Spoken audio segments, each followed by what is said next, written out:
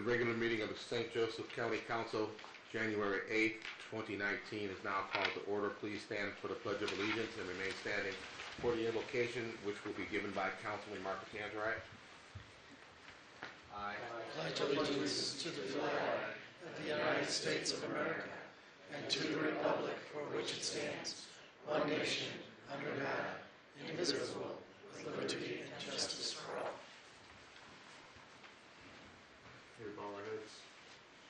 I ask tonight we have a moment of silence for our late county employee Kurt Overmeyer, who died recently. Kurt was a longtime county employee who worked in maintenance for the county city building, did a great job, and he will be sorely missed. Let's just take a moment of silence for he and his family.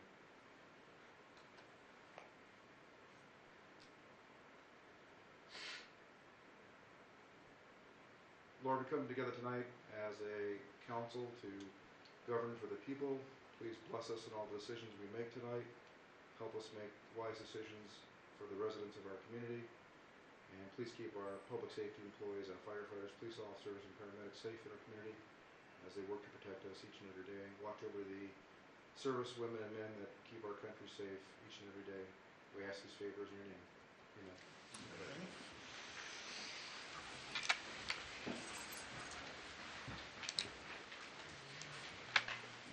Thank you, Councilman Tanzarite. At this time, Council would like to acknowledge Brian Green from the St. Anthony de Padua Boy Scout Troop 584. I was also told that he's working on rank advancement, so good luck with that and thanks for being here. Next are petitions, communications, and miscellaneous matters. May I have a motion to approve the minutes from the December 4th, 2018 public hearing? So moved. Do I hear a second? Second. All in favor? Aye. Opposed? The ayes have it. The minutes from the December 4th, 2018 public hearing are approved. Report from the county auditor. Thank you, Mr. Hammond. Report from the county commissioners. Thank you, Mr. Castelny. Report from any council special committee. No report. At this time, I would like to announce that Bill 6618 and 7318 have been tabled indefinitely at the request of the petitioner. Next on the agenda, first readings. Clerk, will you please read Bill number 119? An ordinance amending and supplementing Title 15 Land Uses, Chapter 154, Planning and Zoning of the St. Joseph County Code is amended. The property located at 24961 State Road 23 from R Single Family District and C Commercial District to L Light Industrial District and R Single Family District. Petitioner Caleb Franklin. Bill number 1-19 is assigned to the Land Use Planning Committee. Bill 219. An ordinance approving the petition for a special use filed by Steve A. and Jean A. Corman for property located at 24545 Brick Road. Petitioners Steve and Jean Corman. Bill number 2-19 is assigned to the Land Use Planning Committee. 319. An ordinance approving the petition for special use filed by Michael J. Jr. and E. M. Shuchuk for property located at 54533 Terrace Lane, Suite C. Petitioner Michael J. Jr. and E. M. Shuchuk. Bill number 319 is assigned to the Land Use Planning Committee. That concludes first readings for this evening. Next on the agenda, salary amendments. Clerk, will you please read Bill number 8718? 8718, an ordinance amending ordinance 5318, the same being an ordinance establishing salaries and fixing the number of employees of St. Joseph County for the year 2019. Petitioner, Health Department. Mr. Krasinski, committee report, please, sir. Mr. President, Bill 8718 comes to the council with a favorable recommendation. Thank you very much. Petitioner, please state your name and address for the record. You have 5 minutes to address the council. Amy Rupi, Finance Manager for the Health Department. The Health Department would like to increase a salary for 2019 to be in line with its counterpart, this being the Food and Environmental Division support staff, so they're paid the same for the jobs that they are doing the same. Thank you. Any questions from council for the petitioner? on 8718? Thank you. Does anyone wish to speak in favor of this bill? Is there anyone that wishes to speak in opposition to the bill? Hearing none, I'll close the public hearing on 8718. Do I hear a motion? Move to pass. Sure. Motion to pass bill number 8718 was made by Councilman Kanzarite. It was seconded by Councilwoman Hess. Any further comments from any council member on this bill? Hearing none, clerk, will you please take the roll? Mr. Krasinski. Yes. Mr. Nolan. Yes. Mr. File. Yes. Ms. Hess. Yes. Mr. Talon. Yes. Mr. Tanzarite. Yes. Mr. Kanareki. Yes. Mr. Root. Yes. Mr. Morton. Yes. Motion carries 9-0. Thank you. Let the record state that bill number 8718 was passed by a vote of 9-0. Clerk, will you please read the next bill, bill number 9118? Ordinance amending ordinance 5318, the same being an ordinance establishing salaries and fixing the number of employees of St. Joseph County for the year 2019, petitioner Health Department. Mr. Krasinski, committee report, please, sir. Mr. President, Bill 9118 comes to the council with a favorable recommendation. Thank you very much. Petitioner? Amy Ruby, Finance Manager for the Health Department. This is for the other support staff in the Environmental and Foods Division to have them be equal counterparts and receive the same pay in 2019. Thank you. Any questions from council for the petitioner? Hearing none, I'll close the public hearing on 9118. Does anyone wish to speak in favor of this bill? Does anyone wish to speak in opposition to the bill? Hearing none, I'll close the public hearing. Do I hear a motion? Motion to approve. Do I hear a second? Motion to pass bill number 9118 was made by Councilman Krasinski. It was seconded by Councilwoman Hess. Any further council discussion on this bill? Hearing none, clerk, will you please take the roll? Mr. Nolan. Yes. Mr. File. Yes. Ms. Hess. Yes. Mr. Talon. Yes. Mr. Tanzarite. Yes. Mr. Kanareki. Yes. Mr. Root. Yes. Mr. Krasinski. Yes. Mr. Morton. Yes. Motion carries 9-0. Thank you. Let the record show that bill number 9118 passed by a unanimous vote of 9-0. Clerk, will you please read the next bill, bill number 8818? An ordinance amending ordinance 5318, the same being an ordinance establishing salaries and fixing the number of employees in St. Joseph County for the year 2019 and 2% pay increase for part-time attorneys. Petition Public Defender. Mr. Krasinski, committee report, please. Mr. President, Bill 8818 comes to the council with a favorable recommendation. Thank you very much, sir. Petitioner? Thank you. I'm Neil Weissman, Deputy Chief Public Defender for the Public Defender Department. Apparently, when the budget was first put in, the Public Defender Department was inadvertently left off of the 2% raise increase, and this corrects that oversight. Thank you. Any questions from council? Hearing none, I'll open the public hearing on 8818. Does anyone wish to speak in favor of this bill? Does anyone wish to speak in opposition to the bill? Hearing none, I'll close the public hearing. Do I hear a motion on 8818? Do I hear a second? Second. Motion to pass bill number 8818 was made by Councilwoman Hess. It was seconded by Councilman Krasinski. Any further discussion on 8818? Hearing none, clerk, will you please take the roll? Mr. File. Yes. Ms. Hess. Yes. Mr. Talon. Yes. Mr. Tanzarite. Yes. Mr. Kanareki. Yes. Mr. Root. Yes. Mr. Krasinski.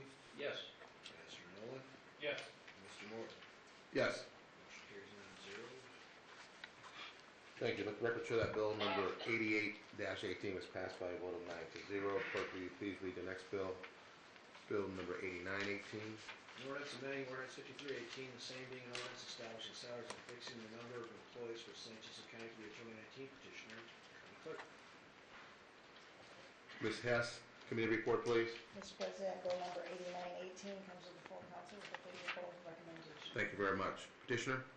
Hi, Lana Cleary, County Clerk's Office.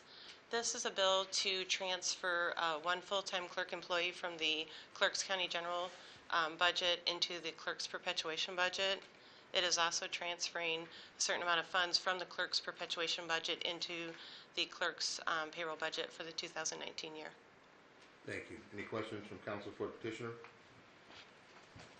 Hearing none, we'll open up the public hearing on Bill 8918. Does anyone wish to speak in favor of this bill? Is there anyone that wishes to speak in opposition to the bill? Hearing none, I'll close the public hearing. Do I hear a motion on 8918? Do I hear a Second. motion to pass bill number 8918 was made by Councilman Nolan. It was seconded by Councilman Catanzarite. Any further comments on 8918? Hearing none, clerk, will you please take the roll? Ms. Hess. Yes. Mr. Twoyan. Yes. Mr. Tanzarite. Yes. Mr. Kanaraki. Yes. Mr. Root. Yes. Mr. Krasinski. Yes. Mr. Nolan. Yes. Mr. Pfeil. Yes. Mr. Morton. Yes. Motion carries 9-0. Thank you. Let the record show that bill number 8918 was passed by a vote of 9-0. Clerk, will you please read bill number 9018? An ordinance amending ordinance 5318, the same being an ordinance establishing salary and fixing the number of employees of the St. Joseph County for the year 2019 petition of Superior Court. Mr. Krasinski, committee report, please. Mr. President, Bill 9018 comes with a favorable recommendation. Thank you very much. Petitioner?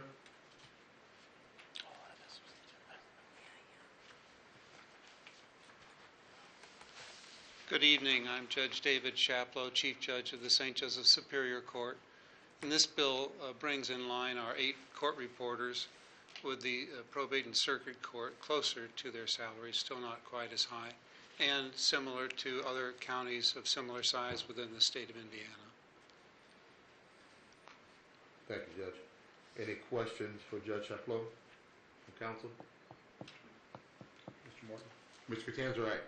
Judge, how much more would it take to give him complete parity with the circuit court? I don't have that number. Bridget, do we have that number? It's. Is it close? I can tell you. Would it be worth making it equal so they're both the same? I mean, the work is the same, correct? The workload is the same? I think we should do that. I wasn't going to ask that of the council this year, but I think next year we should address it so they're all the same, so we don't have this kind of step up for different departments at different times. Circuit Court will be at 49,640, and Superior Court will be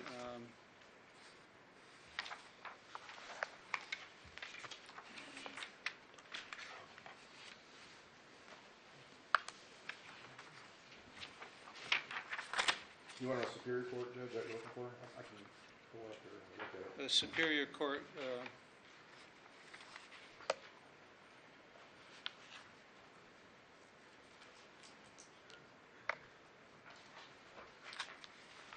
Do you have that, Bridget? Apologize. I have The it. 48,343. So the difference between 49,640 and 48,343. That's what it would take to bring each court reporter the same as circuit court. We weren't asking that at this time. I don't know if we want to change this amendment to the salary ordinance, but I would like in the next year to talk about a parity with circuit and probate court. I guess I would say, is there any other support on the council to consider that at this time to amend the amount to show parity between the two departments? Thank you. The council will feel that later. So we're looking at a $1,300 difference roughly per employee. Bridget, do you have that for sure? Check me on that. This would be the most accurate that we have right here. That's the most recent. That's with the 2%. So, This is currently with our current raise. Right. That they only received the Right. 2%. So then we would go to the. This is the 48,343, You can't add money to it. It hasn't been advertised in that way. 49,640. You could reduce it, but you couldn't add to it tonight. Can I amend? We can't do Not it to tonight add to it it hasn't been because advertised. it hasn't been properly advertised.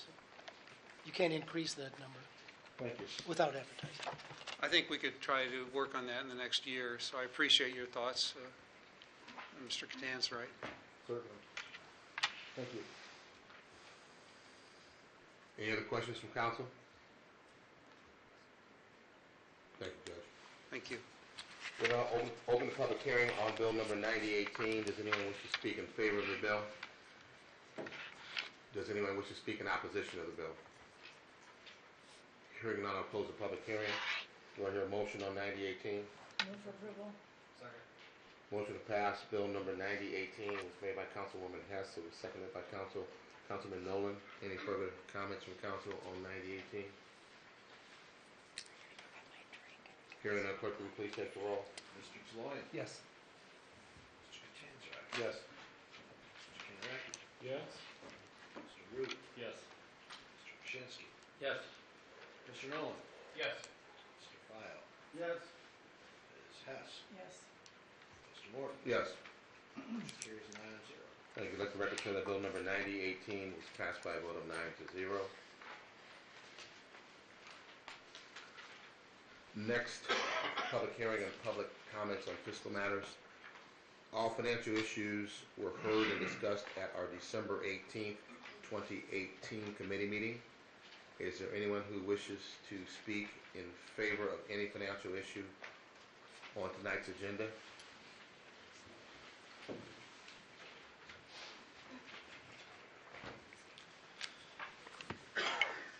Thank you, members of the council. Mike Hammond, St. Joe County Auditor with offices on the second floor.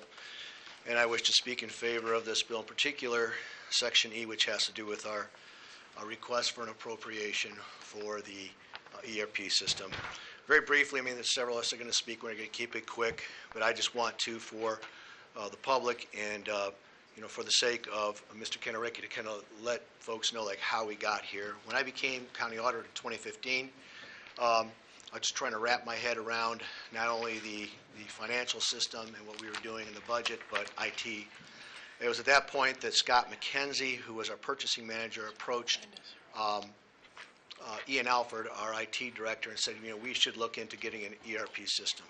I had no idea what he was talking about. I couldn't wrap my head around it. And I felt that I had enough on my plate to even, before I'd even want to bother to do an investigation as to what it was. Fast forward to 2016, and the county commissioner signed a contract with Enfocus. Their contract, which was for $80,000, was to go through as many county departments as they possibly could in a year and do process mapping. So they would go in and they'd assess what sort of processes the departments were engaged in, and find out if there were any ways in which they could operate more efficiently, and then point out if there were any technological enhancements that could be made, and then make that recommendation. They came back in 2017, and it made their recommendations as it related to certain processes, and they made several suggestions as it relates to technological upgrades. One of the most profound, glaring deficiency that they found was a lack of an ERP system. They got this from countless interviews from employees, and they said, whatever you do, if you want to make this study worthwhile, then you should probably take a look at trying to move toward an ERP system. And it was at that point I figured out I better learn what an ERP system is. So I put together a group of folks in 2017. County Commissioner Deb Fleming helped as a project manager, the project sponsor, detailed Bree Roberts from purchasing to help coordinate with the City of South Bend, who was also looking to do an ERP system, contracted with GFO to ask the question of our employees, what do you need? How could you make your jobs easier? What sort of things do you need at your disposal to make your jobs easier? Probably some people are going to be talking about that process, but that was months long, hours long, and it involved upwards of 50 employees sitting at various times in this room talking to GFOA and others, myself included, saying, here's what I need to do my job better. It was based on that information, after listening to those folks, I came to the conclusion that, well, you know what, I asked you guys this question, and I'm going to listen. We'll put out an RFP, which we came to you about a year ago and said, does it make sense for us to go out for an RFP? GFOA helped us draft the RFP based on the information that the county employees gave them, and we had 14 respondents, and one particular group came out on top, Infor. So, it was a long vetted process. We relied on GFOA, relied on Mike Begansky, who was a volunteer for Enfocus, but was a head of IT for Bosch Industries in North and South America. We relied a lot on the expertise of the City of South Bend and their IT department. So it was a very well, in my 20-some years of off and on being involved with county government, it's the most vetted project I've ever been involved with. The main takeaway that I just want you to walk away with here is this was not a top-down decision. I was reluctant, as I pointed out. I knew that I didn't have a good handle on what this thing was initially. I also understood kind of intuitively the degree to which it's going to cause turmoil in my particular department and with my IT guys, so I was reluctant. But after going out to the employees and talking to them and asking them and getting their input and saying, what do you need? How can we as managers help you do your job? I felt that I had no other choice but to move down this path. So this is an organic process. This is something that our employees want. We work very hard to try to take care of our employees, try to give them the resources that they need, whether it's raises or whatnot. This is something that they really strongly believe that they need. And if we can't afford it, that's one thing. But I think you're going to hear evidence to the fact that we can afford it. And I would just hope tonight that you listen with an open mind, and we respectfully request you to approve this. Thank you. I'll turn over to John. John Murphy, Chief Deputy Auditor with offices on the second floor. For some of you, this is a repeat, and I'll be brief. My assignment is to talk about the financing. We're proposing a 7-year lease. We've got a lease proposal in hand from U.S. Bank. The payment is $682,706 per year. And so when we've talked about how we're going to allocate it according to different cost centers, so it's not just the general fund or the lit economic development fund that will be paying this. Parks is agreed to pay some, county highway, PSAP, and some other funds. So I think you're familiar with, many of you are familiar with that. What I wanted to talk about is it's kind of an overall update for the county because it is the first of the year. I think in your packet you've received this document toward the end of your packet. We had a good year. The packet we got tonight? Yeah, it's the bound packet, I believe. It's I think it's page number 1. It's toward the back. Some of the page numbers are kind of obscured, but you can kind of. There's a summary of some of our key funds, which are funds we track very closely. Not all of them relate to the ERP project, but I wanted to update you on some of what's happened. The county general fund, we're going to end the year 12/31/18 with the cash reserves of $16.5 million. That's really good. That's probably the best it's been in the county for a long time. What has happened is we've had good property tax revenue for 2018 as compared to 17, up about $1.4 million. Mike Crook has done an excellent job on the interest earnings. That's up about $1 million. And the seated income tax revenue is up about $2 million. That's more of a one-time thing. That's a special distribution that the state made, so we're happy with that. The Fund 112, the lit seated fund, is an ending balance of $8.2 million. Those are the primary two funds that we talk about. Those are the two funds that will be primarily funding this ERP system. And so we're really happy with how that has worked out. I'm not going to go into too much detail, but I wanted to go to page 2 on your packet. I know there's been some concern about financing and debt, and the county has done a good job of keeping debt low, and I, for one, really appreciate that. The principal balance in the county at the end of 2017 was $49.9 million. At the end of 2018, it's $41.1 million. So an $8 million pay down of county debt during the year. Well done, St. Joe County. Page 3 is the debt service payments, and some of you have seen many of those before, but you know that in 2019, debt service payments in the budget are dropping by over a half. That's great because it gives us extra flexibility for other types of projects. Page 4 is a summary of property tax revenue that we did. We prepared. We circled the general fund, and you can see that the property tax revenue went up from $39.2 million to $40.5 million. We know the fiscal cliff is coming. That's about a $1.8 million hit, it's roughly. But we've had a really good year in 2018. We actually may have under budgeted. We're probably going to receive more property tax revenue in 19 than we budgeted or anticipated. Page 5 is the income tax schedule, and you've seen this before. That's been a real strong area for the county. And then page 6 through the rest of the report, page 13 are all the cash balances for all the funds of the county. So you can kind of see that we're in good shape. There's some grant funds that are reimbursement type where you pay out first and then are reimbursed later, so they'll be negative. But for the most part, all of our funds are positive. So the answer, I think that we can afford this system. I'm really happy to report that from a financial point of view, we're much stronger at the end of 2018 than we were at the end of 2017.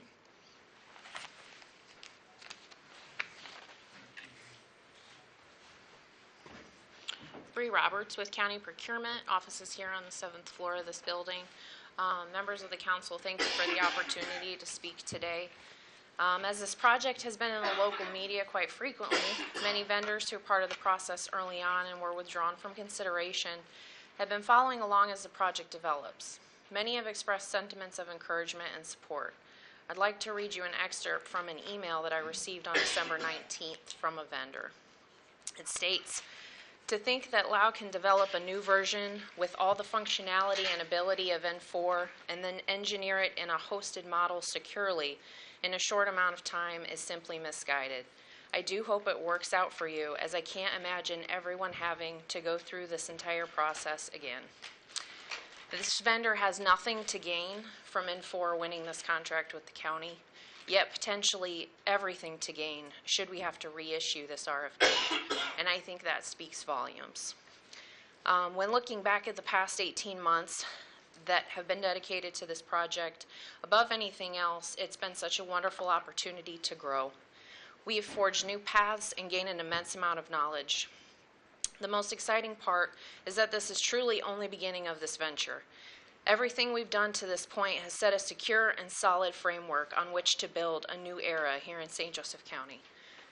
One of accountability, transparency, progress, and diligence regarding the great responsibility we all have as stewards of taxpayer dollars. I hold that responsibility especially close when making decisions on behalf of the people who reside in this wonderful county, as do I. When I see the way we're operating today, the wasted time, the workarounds, the endless hours poured into reporting and tracking funds, I know we can do better. We all work every day to succeed, but being afforded the tools to do so is a game changer. To say that we are functioning today is accurate. We're functioning. We are getting by. We are making it work. And that sentiment should be 100% attributed to the wonderful and dedicated individuals who come to work every day for the county. They're why you as elected officials don't see the downfalls in the system. They're why you have the information that you need in order to make important decisions. And we fill the gaps. We spend the extra time, and we make it work. Today, we're asking you to allow us the tools to succeed. Please allow this opportunity, please allow us this opportunity to usher into St. Joseph County a new fiscal era. Thank you. Thank you.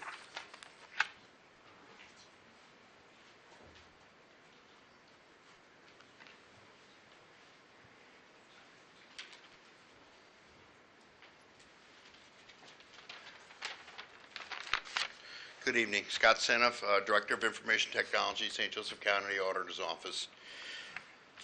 Honorable Council, my purpose here tonight is to discuss my certain portion of involvement with the ERP Selection Committee, and that was to be the Information Technology perspective, obviously. I was initially somewhat indifferent to many of the HR and financial functions that other members of the committee used on a much deeper level than I did. So I approached the task as, could we as a county implement such a big new ERP system, and which product would be the best fit? This is how I approached the project. Like Mike Hammond, we had conversations about all of this, and there was a bit of risk and doubt involved. So we marched forward. Throughout the hours and days and weeks of exposure to some of the best software packages available nationwide, and my participation on a committee filled with energetic and dedicated public sector professionals, and listening to colleagues from all departments provide unsolicited accounts of how the current solution did not meet their needs.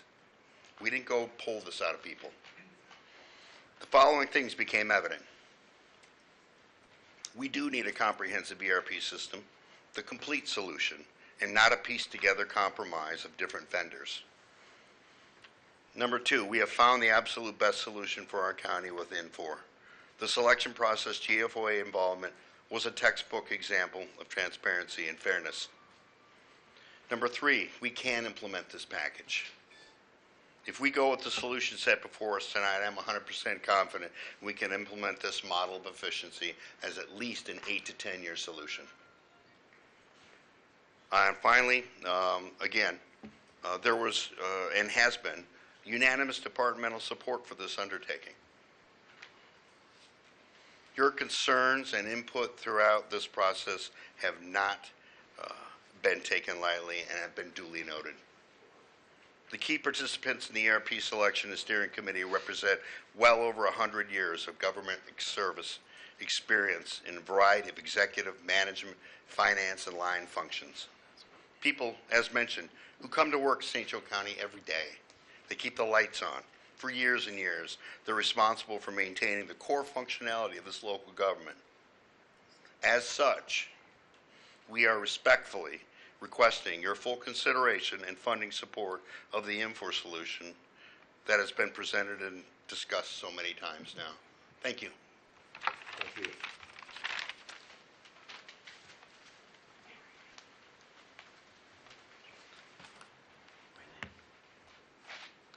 Good evening. Ray Schultz, Executive Director of PSAP, 58266 Downey Avenue. I'm here to speak on behalf or in favor of this proposal. One thing that I think it was important to clarify is, obviously, we're in the procurement procedure for a new software solution for ourselves, and not muddying the water, working closely with the auditor's office, we have a system in place that there will not be any physical impact to any single entity until at least 2024 and more realistically 2025. So the county is not going to be on the hook for an entire software solution for PSAP, and it'll be many years before the county would be asked potentially to increase the budget for PSAP for that software solution. Secondly, I see my staff, and I have a limited staff, and I'm on an island. So I know that we lose a lot of time and availability to do things like purchase orders and accounts payable. And I see the added workload and stress on my folks that when they have to come over here and do additional work on a system that, quite frankly, we would have access to being on the island. There are things that impact our operations, like HR issues, where it takes a while to get a job posting in place and be able to download applicants in a timely manner so that we can, get people in and interview them. Sometimes, it's more than a week before we have access to, applications and such, where this would greatly impact that availability to have our folks getting in for interviews and such. So obviously you see PSAP is part of this, and a large part of this procurement, and it's because I believe in it. I think that as a county trying to maximize our operations, it's important for us to have the best possible solution. Thank you.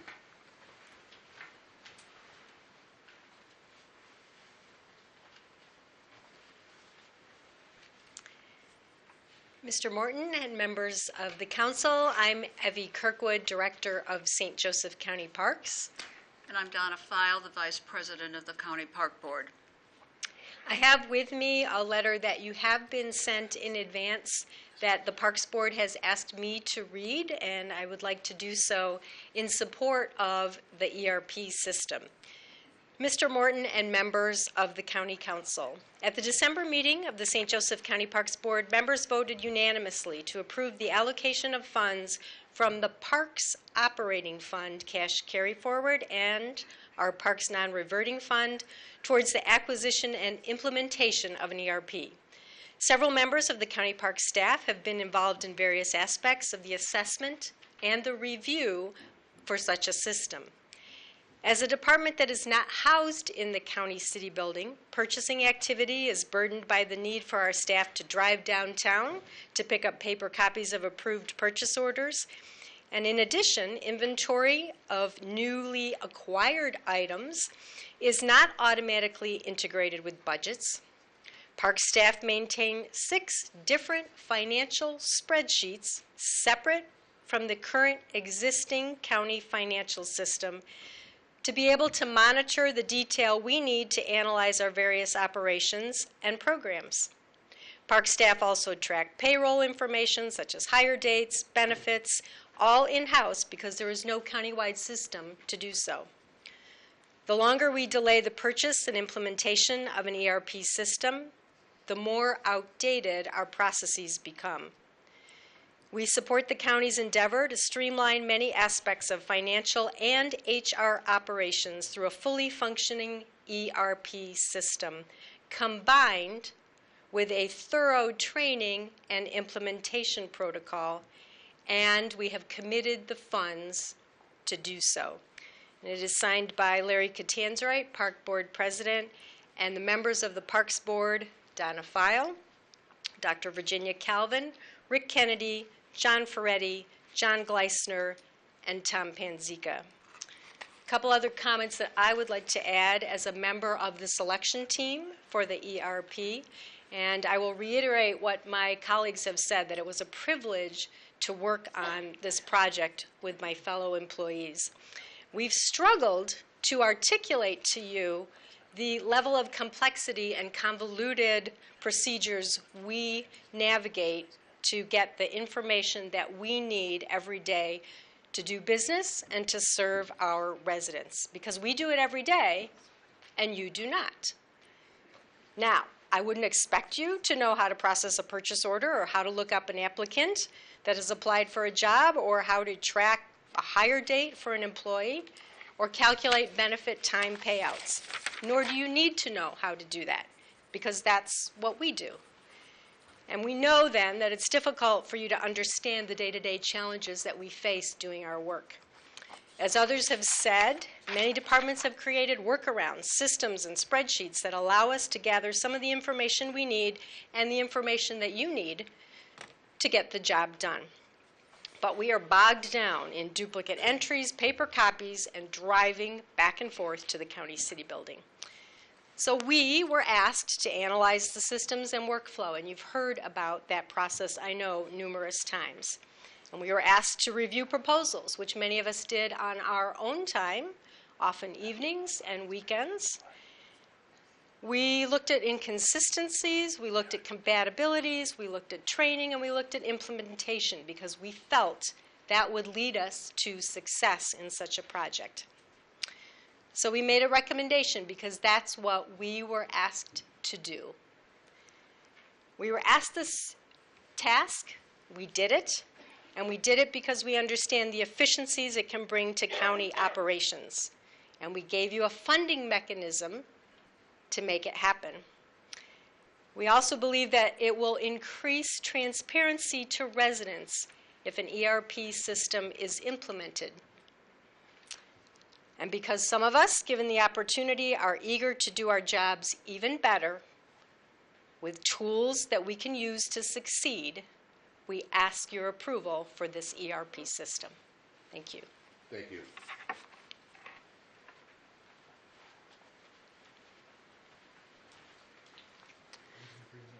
Good evening.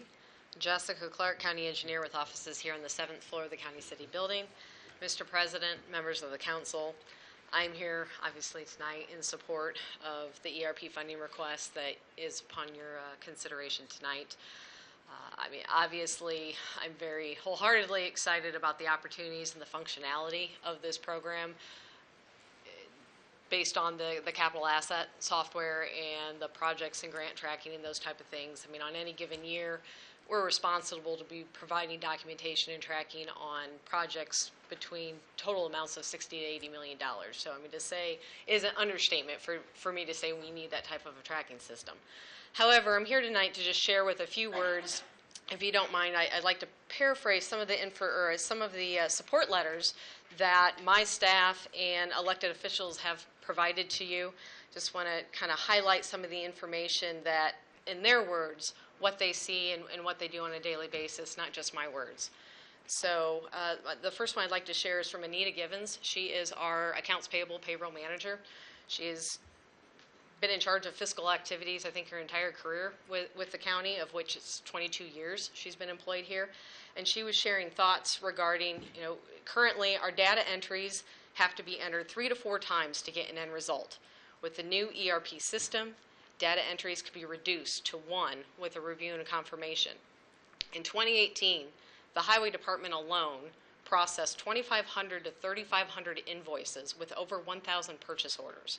When considering a 3 to 4 step process for each of those individual invoices, data entries could be reduced by 2/3.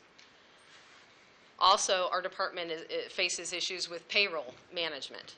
The new mandates that the state has brought forth, especially specific to the MVH fund, we now have to manually compute wages from separate accounts and separate costs depending on which work scope a given employee is doing in a day. The new ERP system would allow us to code those hours, and those wages then would automatically be deducted from the corrected fund instead of having to do that all manually and separating it between those costs. She closes with this new system, both financial tasks and time management would be completed more efficiently, and she asked the council support the ERP appropriation request.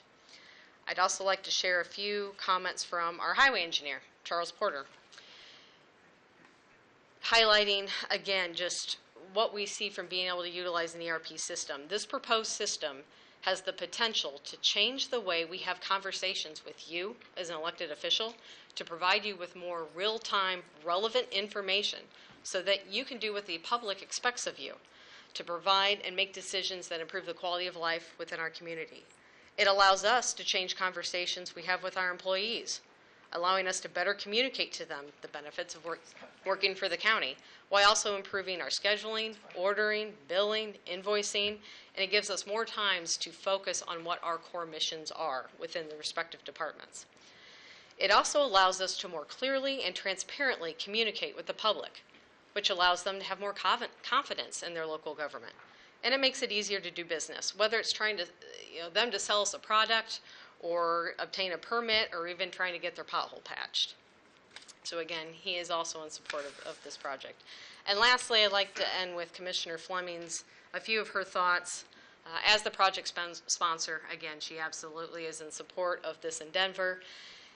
And by moving forward, she feels we can provide secure, reliable, efficient, effective technology, and that she recommends that we embrace this technology to improve the jobs and lives for our employees.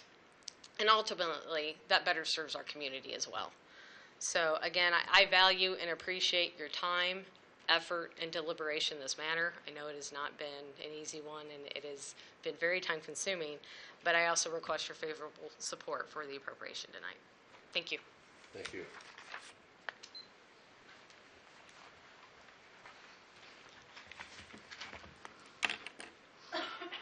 Good evening, councilmen and women.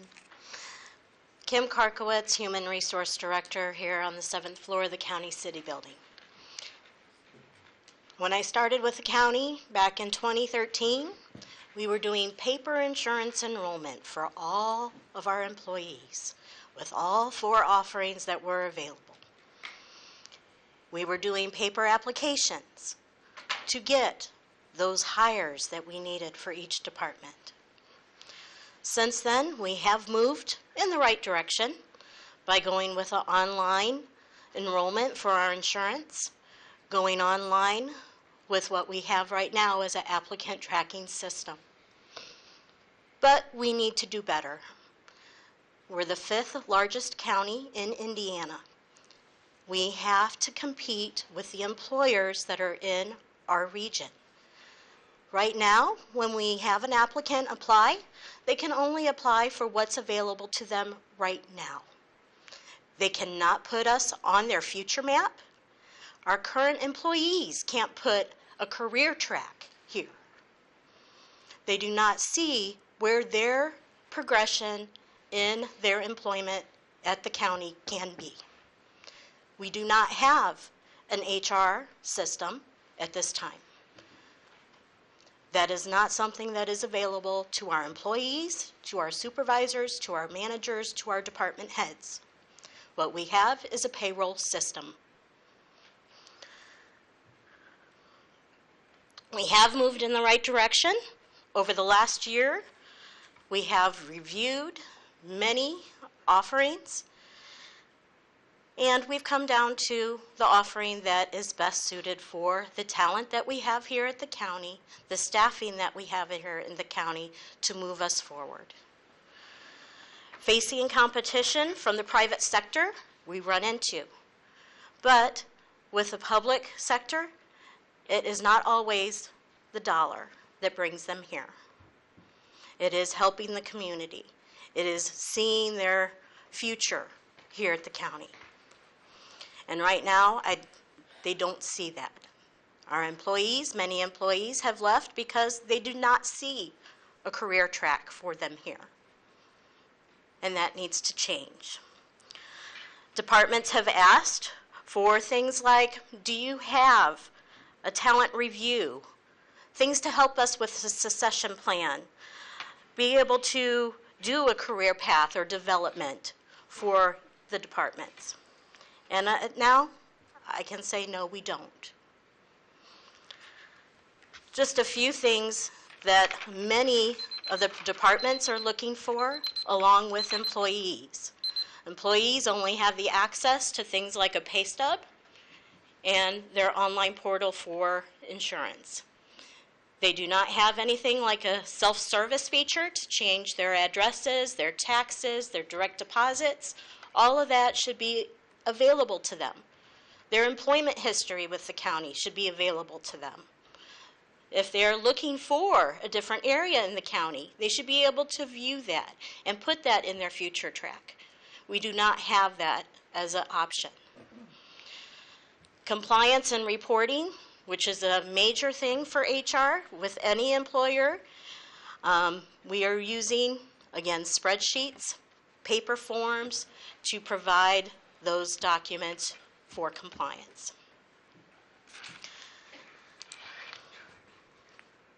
Okay.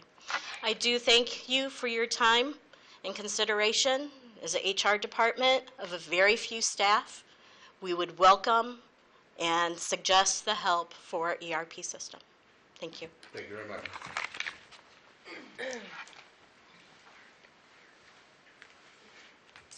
You have a question? No, I'm just watching the time. I think we want to get everybody up here. We're making it a 3-minute limit, is that correct? Yeah. Okay. Thank you. As a reminder, we do have a 3-minute limit. I've let people go over, but just Thank a you. reminder. Sure. Thank you. President Morton, members of the council, Lisa Plensner, Circuit Court Administrator, office located at 101 South Main Street in Courthouse 1. Thank you very much for your time this evening. I'd first like to call your attention to some employees of the Circuit Court sitting there in the second row who have chosen to attend this meeting with me. These employees are constantly striving to do a great job, and in my estimation, they always do. They want nothing more than to find ways to do their jobs more efficiently and more cost effectively, and I personally could not be prouder of their efforts. This is the main reason I'm asking you to support the purchase of the new ERP system for them, to empower our employees to excel in their jobs. In the last several years, the courts have managed to successfully implement a host of new technologies, and our staff has continued to thrive among the changes. It wasn't until 2014 that the courts even had an electronic case management system. Before then, our staff was using typewriters to keep records on paper dockets and in paper files. With the advent of the Odyssey case management system and its partner e-filing system, we have been able to streamline our staffing and put people and resources where they are most needed. Now, not even 4 years later, few of us could imagine doing our daily tasks without the 21st century technology the Odyssey case management system has provided to us. The Circuit Court has also moved over to the Kronos system last year, and both our staff and myself couldn't be more pleased. Not only am I personally saving large amounts of time on payroll and timekeeping, our staff no longer has to contact me to ask about accrued time or scheduled time off. Once again, enhancements in technology have freed up our staff to spend less time on administrative tasks and more time serving the citizens of St. Joseph County. As some of you may already be aware, Judge Stephen Hostetler and I applied for and received a court improvement grant from the Indiana Supreme Court to make upgrades to our jury system. Staff members from Circuit Court, Superior Court, and the Clerk's Office are excited to begin training next week on our brand new jury software. And we can all look forward to improved efficiencies, significant savings, and most importantly, smarter working employees because of it.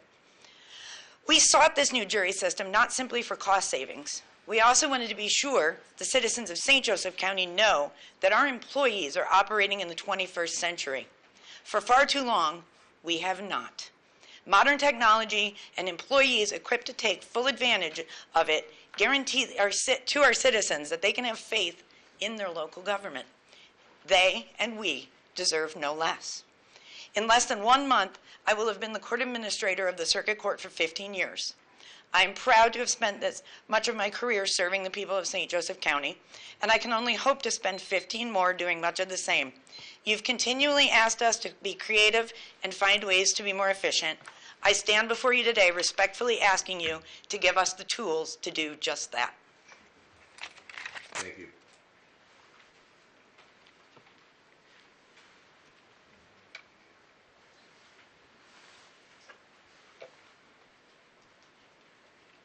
Robin Challenor, Director at Portage Manor. So I'm kind of I support the ERP system, and I'm kind of the new kid on the block learning the system, and I know a lot of the older staff have worked around it very well. I have been very challenged with it. Running a report takes me a long time. The payroll, the screen you can't enlarge, it's very small. We have to use separate sheets to make sure we're inputting it correctly. No one wants to pay somebody wrong. Then I have to go in and make sure it's taken out. It's just, I don't know if any of you have seen the system, but it is a system that is difficult to work with. And we are trying to create more transparency. When I took over as administrator in 2016, there was not transparency. We were overspending, and we weren't able to track our revenue and our expenditures correctly. So we've had to work really hard and create spreadsheets because the system we have does not work well with us. So we've done that. I've got stuff that I'm taking home with me tonight to ensure that it's coming out of the right accounts, and this is what we do. We take our work home with us on the weekends, and because the system is difficult to work with and we don't have the time. I'm taking care of residents. I'm a nurse first and administrator first, but bills have to be paid, so that comes home with me. So this system would be huge. Also running back and forth downtown. We also are on island. We have to come down here twice a week. I'm sending a lady who has a master's degree to work with special need adults down here twice a week to pick up POs because she's the only one that is available to do that.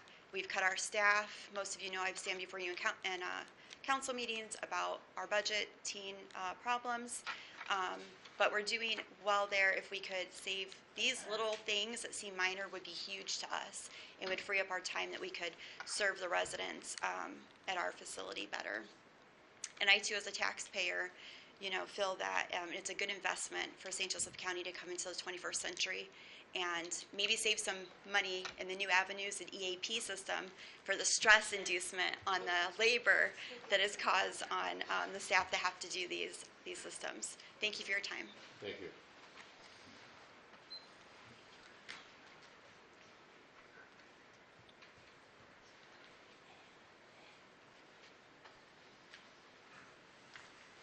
Good evening, Andy Castellani, President of the St. Joseph County Board of Commissioners, office on the 7th floor of this building.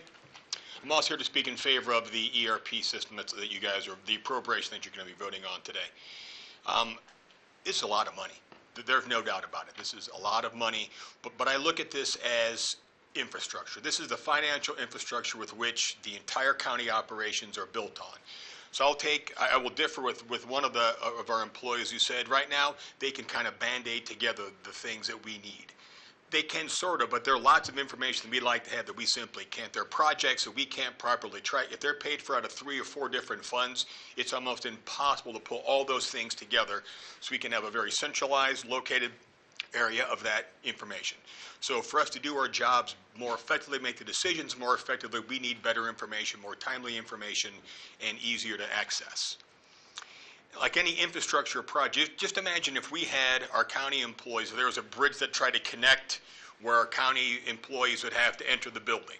And we found out that bridge was in disrepair, we would spend whatever we had to make sure that bridge was stable and structured, because we knew every day our county employees had to touch that bridge, had to cross that bridge, and if it was not in good repair, then we're putting our counties, their lives at risk. Now, it's not nearly as serious as that, but we are putting, though, from a well-being, financial well-being of our county, we put that at risk every time that we cross this bridge and it's not done properly. It's a lot of money. Is this the least expensive option that we have available to us? It is not. But we can ask Ray about least expensive options. We went this route with CAD system for the dispatch center. We went with the least expensive and hoping we could do that piece in-house. We are not able to do that. We don't have the capacity. We don't have we don't have the people and staff in order to enact this the way it is. That's why it's more expensive than some of the other offerings were, because we are paying for a full implementation. And we saw, once again, if we don't build this from a structure standpoint properly at the very beginning, we're going to have issues. So we're going to be having to move forward from a Board of Commissioners standpoint, looking to move to a different CAD system, because the system that we enacted was the least expensive, didn't make it the best. I think we need to learn from that mistake. We need to please give the employees and department heads the tools and resources that they need. To that end, I would ask for any county employee who is here or is supportive of the ERP, if they could please stand up at this time. We struggle every day to do the best we can for the citizens and the employees of St. Joe County. Today is an opportunity to give them the tools they need to serve our citizens better, our taxpayers better, and make their lives easier. I hope you support the appropriation. Thank you. Thank you.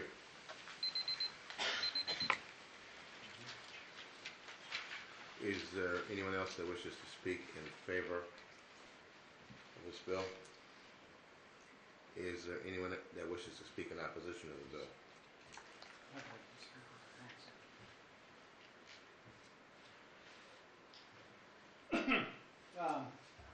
Whoa. You'll have the chance. Not yet.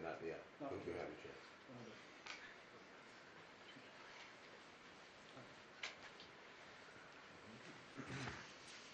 Hi, I'm Deb Doral, 21677 Otten Road, South Bend.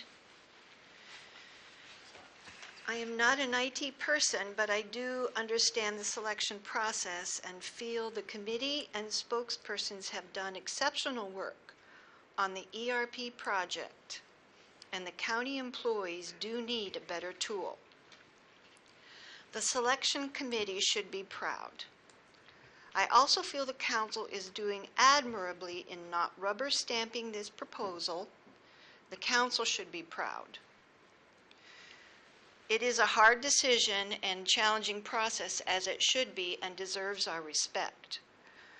I am not an accountant, but I do understand living within my means, and the prospect of committing to something as insecure at this time as the cloud seems a large gamble. I urge you to consider local budget-wise and security aspects of this decision. It is possible to be both progressive and careful. Thank you. Thank you.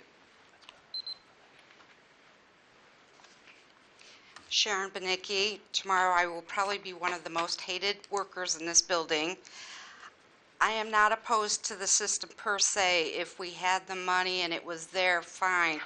but how many on the council know that there was an office as of last year, 2018, still running Windows XP software? Microsoft didn't even support it anymore, but for some reason, they never got updated. If we've got the extra cash and the means, then we should be updating the software and the hardware of every office, not just a select few. If there's $7 million to be had, then everybody should be running the latest and greatest computers. And what good does it do to bring in the latest and greatest software when you don't have the hardware to run it?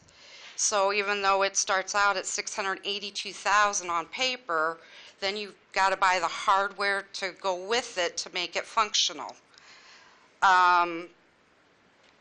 PSAP says they're doing fine, they're getting new software. Well, if we've got $7 million, maybe the money should go to help PSAP, because while everybody is piecing this one, it is functional, as they've said.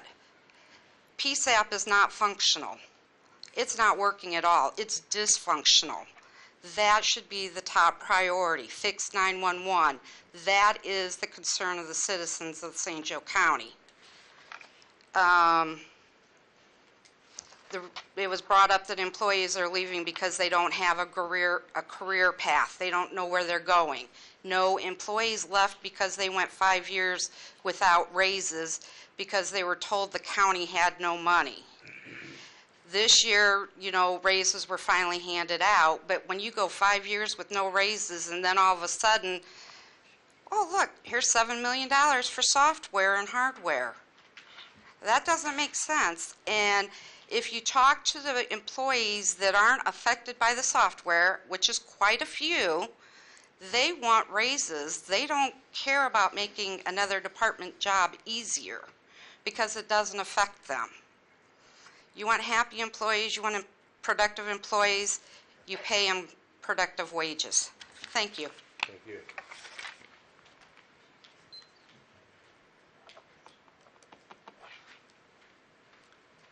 Good evening. Thank you for this opportunity to speak. I'm not a computer person. Ma'am, please state your name and address. Oh, I'm sorry. Judith Rubleski, 515 South Mead Street in South Bend. Regarding this ERP agenda, I, as a not computer savvy as all these people are, but just as a citizen here, I would like assurance that Lyle was approached with each of the county departments' needs for software features and systems features. Do the council members know this? Were all the county departments were approached, asking of Lyle what they needed? Secondly, assurance that our county is not paying for services before services are performed. If they need more training, then do the training and then bill us for it. Thirdly, did the council members read the Enforce contract? I'd like assurance that the council members had time to read this contract. Fourth, I am opposed to our county going into debt for this very expensive Enforce contract in these times of rapid change, which seems to me to require fiscal conservatism. Did the council members see state documentation of what it needs for computerized reports? I bring this up because there was a newspaper article earlier in the year that alluded to the state will be requiring a change in reporting of financial and perhaps other things, other data. Lastly, the city of South Bend has accumulated much debt, which will take upcoming decades to pay off. So maybe this means we can't have our county also pursuing bonds and more debt. And I thank all of you for considering everything as I know you do. And I appreciate all the employees input in this too. But it's a very serious decision. Thank you. Thank you. Is there anyone else that wishes to speak in favor or in opposition of this bill?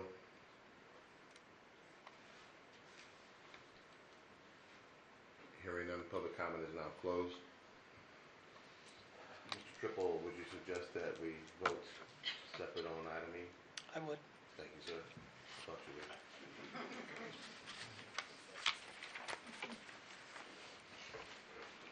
May I have a motion on bill?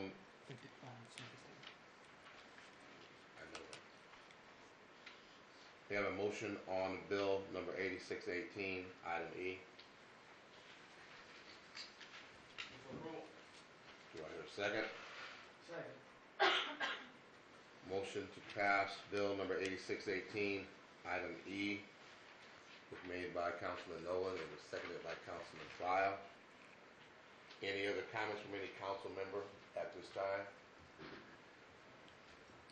I've got more gray hair than most people in this place, and I'm often impressed by the fact that the future is different than my past. When I talk with my grandchildren and they're walking around with one of these, quite obsessed with it and finding all kinds of answers, I say to myself, that's the future. And this discussion that we're having today is whether we stay with the past or whether we move on to the future. The future has to do with a very fast-moving situation. It's not like lock nuts and bushings that we used when we wired this building. They've been that way for about 50 years. At one time, I had one of these flip phones. This was Motorola. I walked around because I figured, man, it's really cool having a flip phone. And my kids had a little respect for me because at that time, a long time ago, this was a piece of equipment that was up to date. Now I've got one of these. It's not a little different than a flip phone. It's vastly different than a flip phone. So our system might be considered to be a flip phone that we're running this county with, and we need something that's up to date. That's the first thing. The second thing is this. The worst possible thing this council can do is decide how to do this project and impose themselves upon this project. A project like this has to come from the bottom up, from the people who sweat it and live with it every day. Otherwise, the council gets either way behind the people that really live with the project or gets way ahead of them. In either case, the council's trying to do something the council can't do. The people out here aren't telling us that we got to take responsibility for this system. The people out here saying they will take responsibility for this system. And me, as one of the council people here, would say, yeah, you got that bargain, and we will check closely that you do take responsibility for this system, and you bring this train in on time, as you promised. That's the position we should be in. That's the position we are in. We are fortunate to have this kind of enthusiasm, this kind of interest. And finally, I would just say what I started with. This is not a discussion about whether we're going to have another truck or another backhoe. This is 1,300 people who sweat with an out-of-date system every day of their lives with this county government.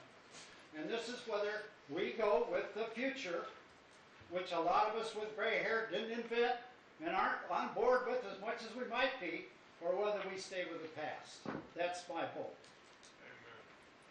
Thank you, Mr. File. Any further comments from any council member on item E? Mr. Morton, just a question for Mr. Murphy. Mr. Root? The comment was made of $7 million for this system. Can you give a comment to that? Is that an accurate representation of the cost? Or? No, the project cost of $4.2 million. If we do finance it, that'll increase the cost. Let me get what that is. But it's not $7 million, no. The interest cost would be $540,000. But you also, Mark, need to keep in mind that if we pay for it out front, we're going to lose interest that we can't invest. The treasurer just earned $3 million on funds for the city, so there's not much of a differential between what we would pay U.S. Bank and what we can earn ourselves.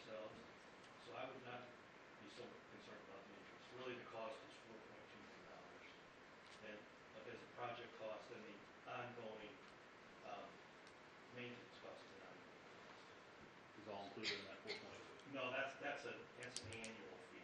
It's not being financed. You wouldn't want to finance something like that because that goes out as long as you have the system. Does that answer your question? Yeah. It's more like 4.2.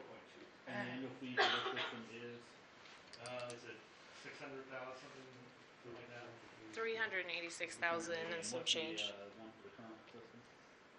We estimated 200, And then there's some other but it's costs hard to for break down. non-model systems like radar. So it's approximately 400 and something thousand a year more though. Is that where the 7 million figure you think comes from? It's possible, it could, I don't know where the 7 million comes from. Those are the costs. Okay, thanks. So it's not exactly to your question about ongoing costs, it's not a break even. So this system's gonna cost more than the current configuration of cobbled together systems that we have right now. Not substantially more. We could pay for it outright, but one of the reasons we're financing is that different cost centers can participate in the sharing of the cost. Some cost centers like archives and weights and measures and County City maintenance, those are shared services with another local government, so it makes sense for us to manage that properly, not just take money and just plunk it out, but have other funds participate in the sharing of costs. It lowers our net expense. Thank you. I want to make a comment that was brought up about the folks in the county just going about their normal everyday business with outdated technology. What Ms. Benicki pointed out, I don't know the exact, if I can point to the specific instance, but it is true that this county for a long time had been operating on inefficient systems, backward systems, and that is why we went to the tech refresh, which you all helped support and fund. So we're going into our 4th year of that, and Mr. Seneca can probably speak to it also, but we're to the point now where every 4 years people will have new equipment. So in response to Mrs. Benicki's concern for folks having the requisite technologies to do their other jobs regardless of the ERP, that's exactly what you guys have undertaken to finance, and we are well on the way to doing that for every county employee, so to the point where every 4 years they will have new technology. If I could make a comment about that, I mean, this kind of runs through the DAB or the IT government board, but to be clear, what that means is, by the end of 2019, nobody will have a system older than 4 years. And the one that is 4 years is the next year being... 2020. Okay, you're right, yeah. By the end of next year. Any further comments from any council member on 8618, item E? Mr. Morton? Chair Grant? I'd like to make a few comments. I'm really impressed by the level of dedication of our county employees, especially the ones that came tonight, and the amount of time and effort that was put into this process of researching whether or not, which ERP the committee wanted to go with. Part of my concern as a council member is fiscal responsibility, and I do believe in technology. I know it's important. We certainly do need technology. We need technological advances in our county government so our citizens are being served better. There have been some technological snafus over the last 5 years that we've witnessed as council members that we've been asked to foot the bill for, and it has brought great concern. We bought a timekeeping system, Chronos, that for $500,000, and it was not implemented in a timely fashion. And it was somewhat of an embarrassment or a difficult thing that we invested that money and yet we couldn't actually, we were having a company call us to say, we want to implement this, but we're not able to do that. We talked about the New World CAD system, and what a failure that's been for public safety employees and the citizens of our county, which we're going to have to replace at an additional cost of nearly $3 million with going Motorola to replace it, and the system's only roughly 3 or 4 years old, or it's been used 3 or 4 years. So there's a bit of concern on my part about implementation of new technology, and do we have the ability to implement that? And I know that a big portion of this contract, Infor, roughly 3/4 of it, is change management and the implementation costs of bringing personnel here to implement this new technology in our county. So when we've had these experiences in the past, as far as I'm concerned, it's been a little bad taste in your mouth, and you're wondering, can we handle it? I know you guys have all committed to, we will make sure it gets implemented. I appreciate that. I do feel we woefully understaffed and underfunded our IT department. We didn't have an IT department up until a few years ago, and it was good that we did develop our own IT department, but we're woefully understaffed. Our staff's underpaid, they're leaving for other places, like a lot of other county employees in other departments. So I'm concerned that we even have the IT staff to help implement this new technology. I certainly want to see our county employees content and happy and not leaving. I know that we have had wage issues in the past, which is what we usually get told every year at budget time, is our county wages aren't competitive, and I see that and I agree, and I think wages are an important part of it. I believe we need an ERP system. I'm not sure we need the one that you guys have selected. I wasn't in that process, so I can't make that decision. You guys have made that decision for us. But at the cost that it's coming at, I do have a big concern, and I'm concerned about the other costs we have going forward. And it seems as if our approach has been, when we get a good idea, we throw money at it, but I don't know if we're actually organizing and prioritizing how we're going to spend the money for different projects as they come along. So at this point in time, I'm not going to support the ERP system in its current form. We do have a local company that provides services to it. They're getting a little bit of a black eye in this situation. One county employee that Jessica quoted sent an email to us that there hasn't been a new version of that software in her 22 years of employment here. Well, that's just simply not true. I spoke to an elected official, and some other county employees have said there have been new versions that have come out of that software over the years, but certain county employees or department heads or elected officials don't necessarily want to see the change. They like the old version they're accustomed to and used to, and don't necessarily want to change to the new version, so they're sticking with the old version. And they've opted not to take on the new version. So I think, unfortunately, that's put our local company at a disadvantage, because some people have taken the approach that they don't want to necessarily make the change, and they use the old version or the old software, which may be antiquated compared to what the newer versions are that are out there. So I think we need to make our IT staff more robust. We need to pay them a fair wage, a better wage, so we can keep more IT employees. The city of South Bend obviously is a different animal. They've got an IT department that's supported by about 20 employees, at least 20 employees, and we're trying to do it with 3 employees. We're a pretty big organization ourselves. I think we're woefully understaffed, we're underpaid. I would just as soon see us invest that money in the employees in the IT department and work toward getting an ERP system at a later date in the future. Not down the road, not 10 years from now, not 5 years from now, but work toward getting one in the near future. But I would like to see us make the improvements in our IT department before we make the actual leap to buy the ERP system. I hate to see it fall on its face and not be implemented properly or fail and us be out the money.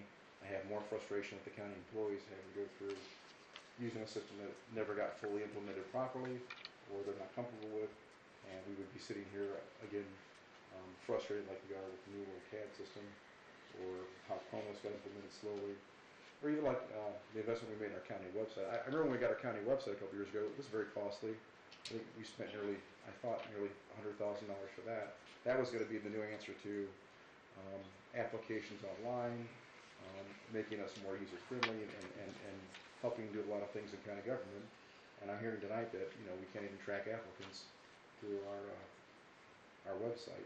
So I'm a little concerned about the cost, the timing, and given our current fiscal climate, and what we've been told, and we keep telling our employees, we keep telling the community that the fiscal cliff is coming and it's about to be here. And I hate to see us spend that kind of money today, right now. Again, I'm not against the technology, I'm not against ERP, I'm just not for it right now. Thank you. Any other comments from any council member?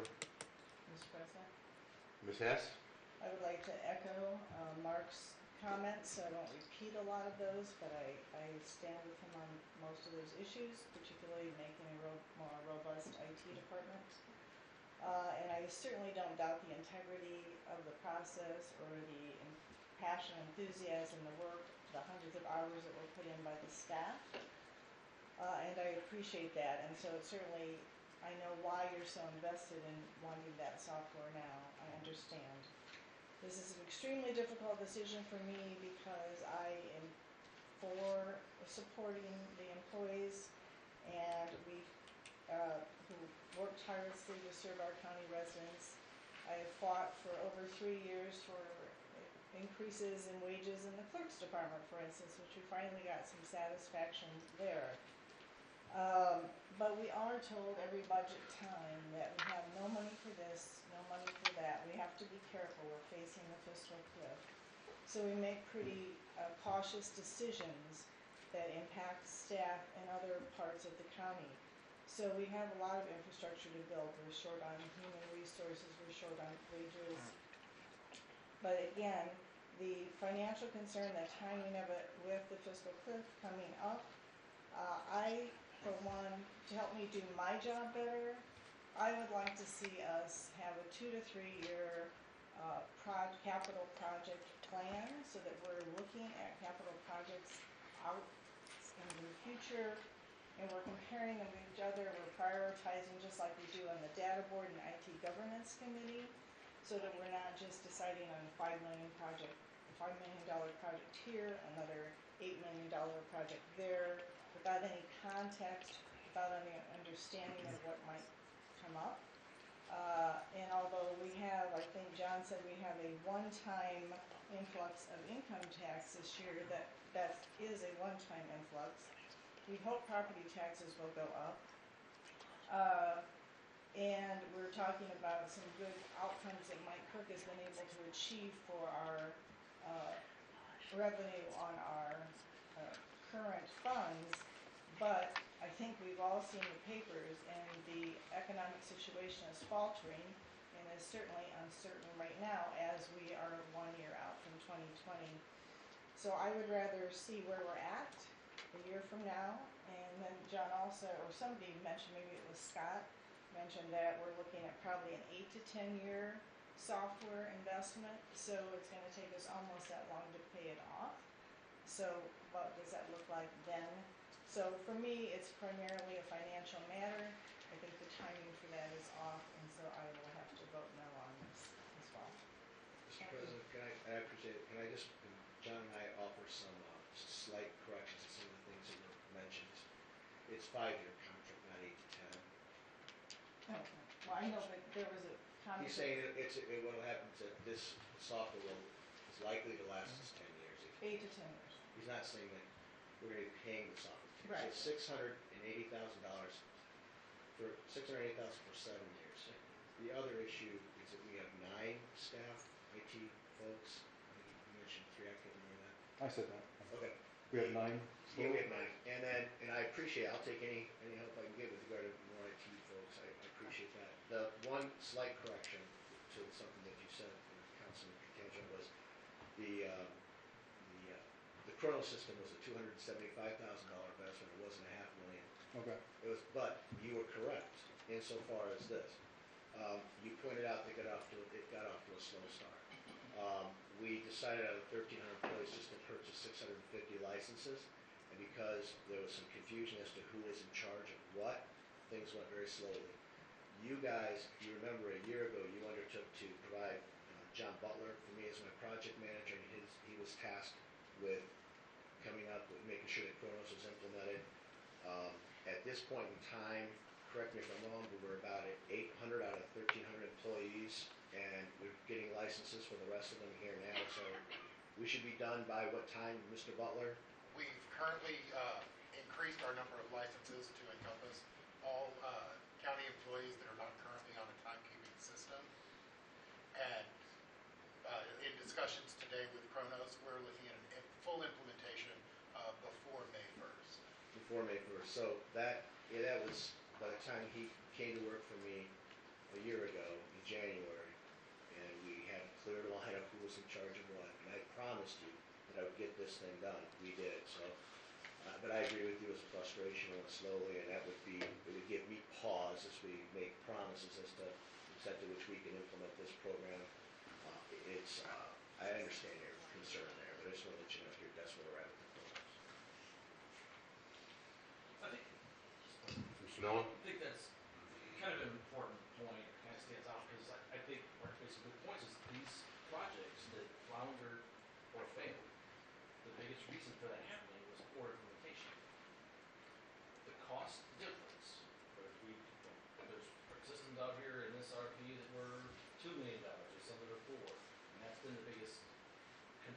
issue, it seems, is that why is it so expensive?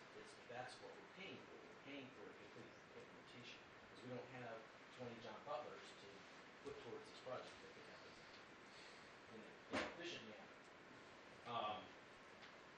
I don't know if there's anything on this list that everybody that this desk hasn't heard me say before.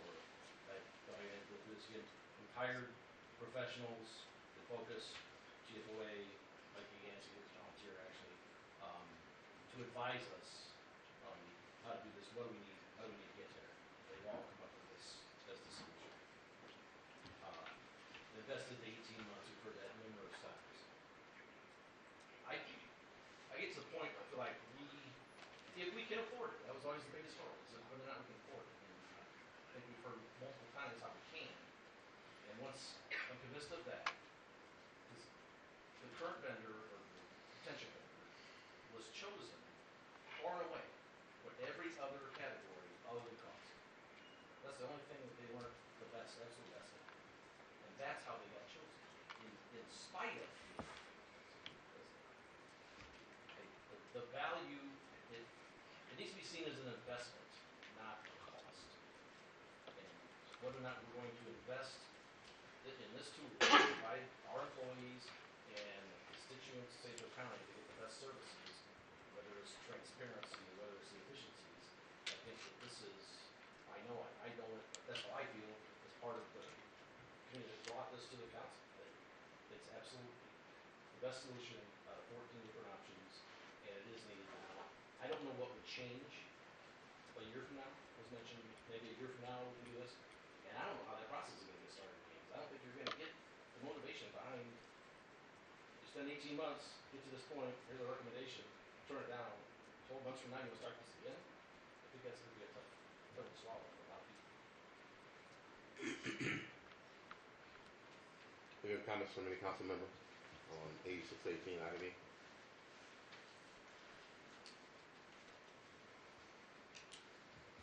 Mr. President. Mr. Carrigan? Thank you.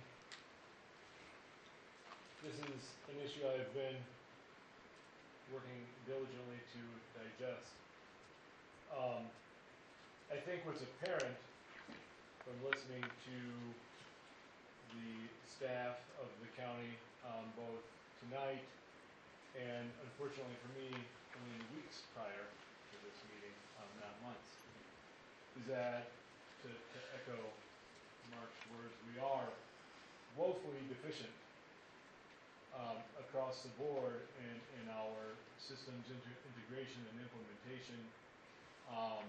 For an organization of this size to be where we are is frustrating at minimum and maybe even an embarrassment. I think no matter what, we need better solutions. With that in mind, the expense is great. And looking at how we afford it, I take pause at some of the projections made. Not because they're wrong, but because they might be optimistic. And as a member of the fiscal body, and looking at the projections in terms of the fiscal cliff, the tax caps that will impact our budget in the coming years, looking at the projections based on our property tax revenue collection, tax caps aside, which is assuming that we can continue to grow the assessed value of our county, looking at our ability to collect income tax revenue, again increasing and hoping that that continues to increase while we're now 10 years in to an economic recovery period that cyclically cannot continue indefinitely. Gives me pause that in the future, while this seems very easy to afford, maybe the question shouldn't be can we afford it, but should we afford it now based on the questions that we don't know the answers to because we don't even know the questions to ask as to what tomorrow might look like. And echoing Councilwoman Hess, And she says that perhaps we'll have a better picture in a year or two. I feel that what can change in a year or two in terms of our macroeconomic situation is material. And with that in mind, and based on the expense, while I see the need is great, and like I said, that the position we are in is frustrating, I don't see that I can support this. Any other comments from any council member on 8618, item E? Well, my comment I'll make is I think we should embrace the future instead of turn the future back. Mr. Tanzarek? What Diana has made a push for long-range capital planning, fiscal planning, which we do to a degree, but I think on the capital needs list, we have not done that as well as we probably should have as a council and as a county. And when I did hear that number tonight, there's an 8 to 10 year, I'll call it life expectancy of this system, with the 7 years of financing.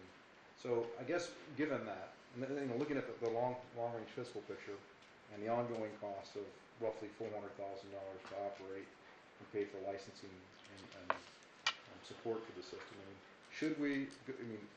I guess what I'm hearing is $700,000 there, $400,000, nearly $400,000 in support, and with a life expectancy maybe the system of 8 to 10 years, it's looking to me like we almost should be budgeting $1 million a year, plus or minus, for IT just to support an ERP system going forward. And I guess what we're actually looking at, isn't it? We're already budgeting about $300,000 a year for the maintenance of the current system, and so you'd be asked to budget an additional roughly $100,000 to do that, to maintain it. The thing I guess you guys are overlooking is the potential cost savings with this system. We're having folks work more efficiently. We never got that estimate. No, because again, I've said it numerous times about, the folks that develop these ERP systems are very cautious. Unlike Florence, we kind of give an easier return on investment. They stop short of saying, here's what you can realize. But common sense dictates that you can see that you listen to how these folks have to do their work. You can see that it would require less time to do it, over time, fewer people to do it. I hear what you're saying. I guess maybe Mr. Murphy's, this is to Mr. Kennericky's point, I invited you, Mr. Kennericky, to come and speak with us to get a full update on the finances. I'm disappointed that you didn't take advantage of that. We could have answered a lot of your questions had you done that.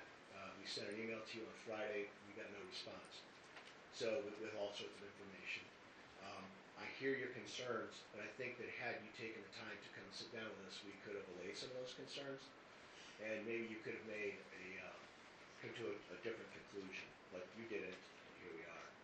So that said, I'd like to comment on the savings questions. I think that's a great question, because I think it's actually a pretty good way of putting it. There's common sense that it has to. It has to put savings. Here's why, and I'm not an ERP people. It makes sense to me. They can't promise a savings because, much like the guaranteed energy savings project, they can prove it. You didn't use this KW, they don't pay the 7 cents for it. I can tell you exactly what you're going to save. If this system comes into place that creates $1 million a year in savings, but we decide, outside of that ERP system, we get an extra $1 million, we can hire 100 new employees. Now there's no savings.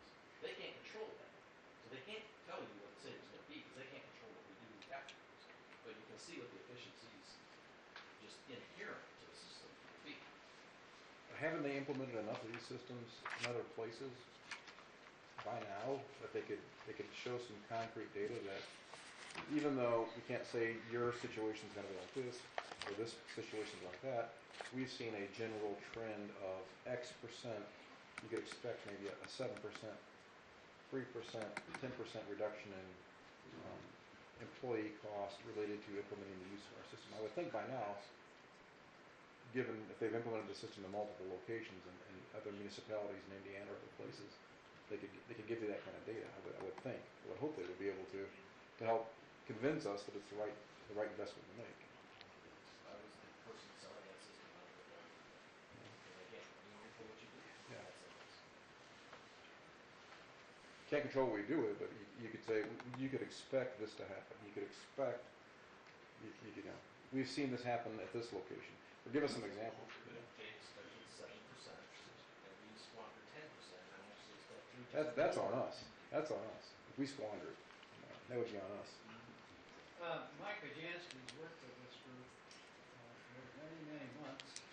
He ran a $100 million IT department, one of the largest in the world. He implemented 27 ERP systems. He's 100% saying that this is an excellent process that has led us to an excellent result, and he would predict major changes in cost. I've talked to him, and that's where he's at. Any other comments from council on 8618, item E?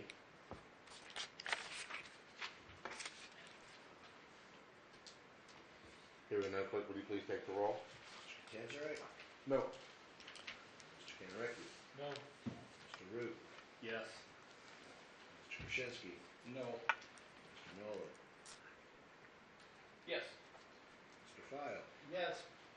Ms. Hess? No. Mr. Taloyan? No. Mr. Morton? Yes. Motion fails 5-4.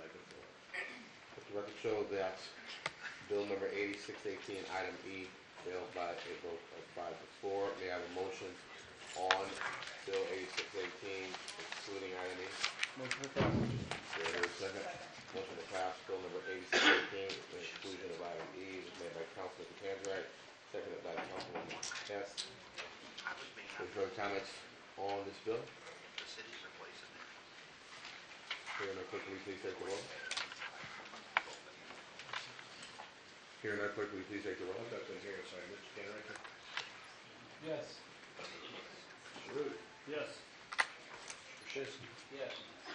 Mr. Nolan? Yes. Mr. File? Yes. Ms. Hess? Yes. Mr. Taloyan? Yes. Mr. Tanzarite? Yes. Mr. Morton? Yes. Motion carries 9-0. Let the record show that bill number 8618, excluding item E, was passed by a vote of 9-0. Clerk, will you please read the next bill? Bill number 8518. 8518, an ordinance to vacate a public way or public place located wholly within the unincorporated portion of St. Joseph County to wit: first, east-west alley north of Jefferson Boulevard between Current Road and Miller Avenue. Petitioner Beth and Barry Personal. Rep for the estate of Kenneth Beard. Mr. Nolan, committee report, please, sir. Mr. President, bill number 8518 comes to the full council without recommendation.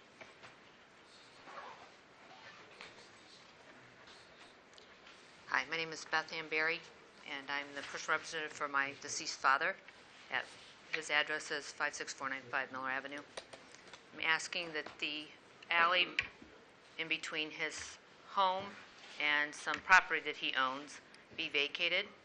And I've heard from two of the neighbors just within the last few days that were in favor of it. I have not heard from the other one.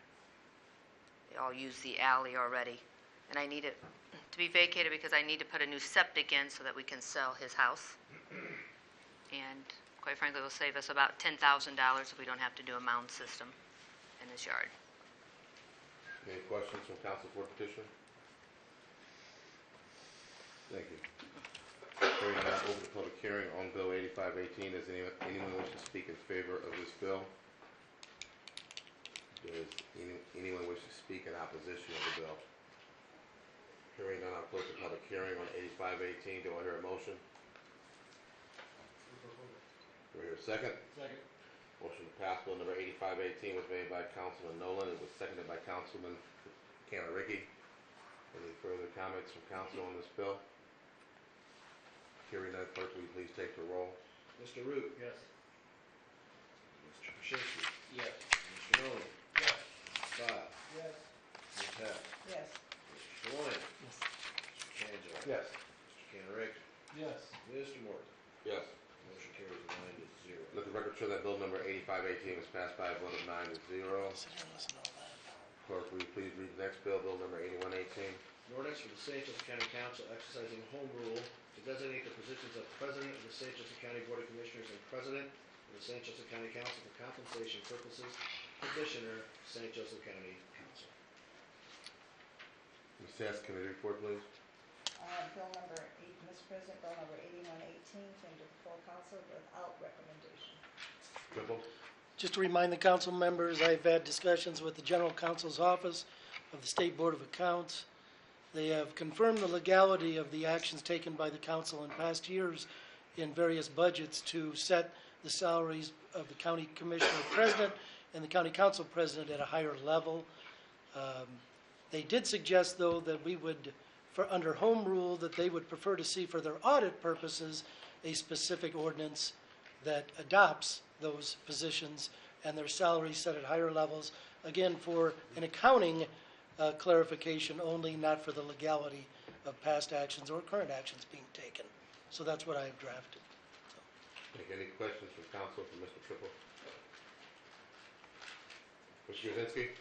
So, Mike, what you're saying is that under home rule, we can do this, Correct. but according to the State Board of Accounts, we need to pass an ordinance to do it for accounting purposes. Again, they brought it to our attention, but it did not appear in the final audit, so I can't tell you it's required. Under best practices from their accountants' opinions, they would prefer to see a specific ordinance on point. I can't tell you it makes any legal difference because I don't believe it does. But again, from an accounting standpoint, they have different standards when they, review and account and take care of the account of all of our books. That's what they would prefer to see. No, they want to be able to check the box.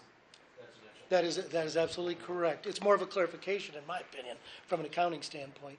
It's not a legal standpoint, because under home rule, they have acknowledged we have the right to do that. But under the state statute, under whatever that code was, I forget what it was, under the state statute, it only pertained to the commission. That is correct. Not to the county council. That is absolutely correct. Or any other member within the. Actually, it said any elected official. Yeah, any elected. So it could be a councilman, it could be any elected official, but you are correct.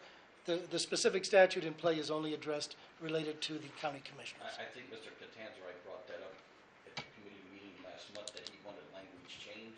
And I did provide to Mark a proposed amendment that would delete any reference to the council president if that's the council's decision. Now, That's a possibility to proceed. now Yes. also in the committee meeting last month, I believe you indicated that there was a lawsuit filed in circuit court in regards to the. There was, and it's still pending. It's still pending? Correct. So, but legally, can we still vote on this even though there's a lawsuit? Oh, yes, absolutely, yes. I don't know, okay. It just. You certainly don't have to. Again, this was recommended by the State Board of Accounts in an accounting function. We'll have a legal opinion at some point from the Circuit Court in St. Joe County. Well, So. yeah, I like to see the legal opinion first. I The- mean, that's just me. Sure, I understand. That's just me. I'm not advocating the State Board's opinion. I'm only providing an option based upon their recommendation. Yeah, they only So, give opinions, they don't. that is correct. They only give opinions. That's They have correct. no legislative power or anything. They Or just no give legal opinions. authority, correct. Or no legal Correct. authority. That is correct. That is correct. Any other questions for council for Mr. Triple?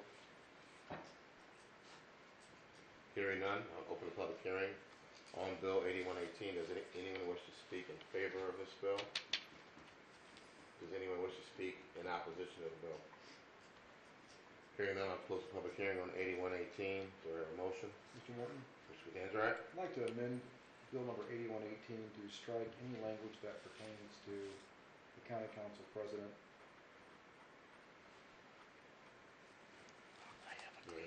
And only reference the county commissioner, since the state law only applies to the county commissioners in regards to compensation of county commissioners. Because we never had a problem before with county council, and that's why I, the county council president.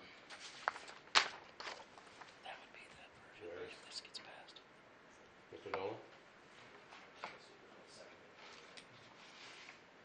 Do I have a second to that amendment?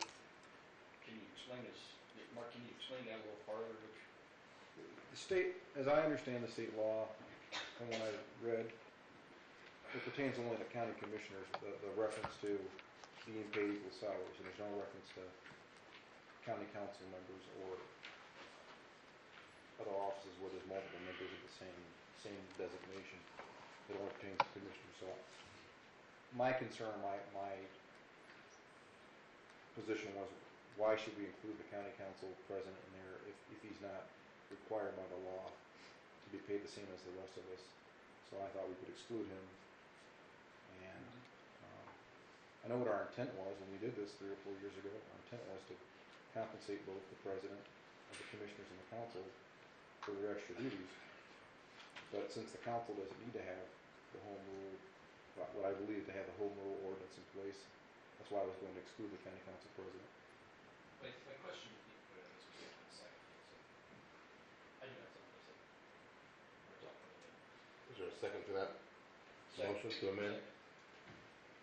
The question would be, because this is a county function check in the box, I don't know why we would exclude, we would either not do it at all, or we would do both of them, because if we're actively making this so that it's clear this is our intent, we would either do both, or we don't think we need to do it, and then we would not do it at all. Or we get doing one and not the other.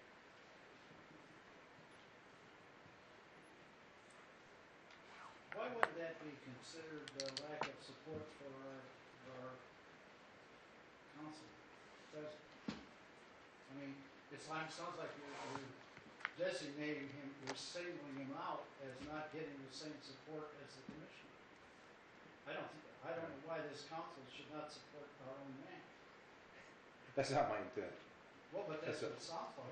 No, my intent is that the issue was brought up as a result of a conflict with the commissioner's salary, the commissioner president's salary, not because of the council What would president's be salary. wrong with making sure that we support our own guy? What's wrong with that? We never have had a problem. never have? We never have had a problem supporting him. We've voted for 4 years to give him a presidential stipend. Well, then, why don't we vote for it again, if we've been doing it all these years? My problem is it necessary? You know, There are things in this world that are proper, even if they're not necessary. Seems to me it's proper. Well, the state statute only pertains to the commissioner, not the county council president, whoever that is. So we get a little excessive and support our own guy. Well, let's get excessive. I have no problem supporting the president of the county council. Let's do whoever it that then. is.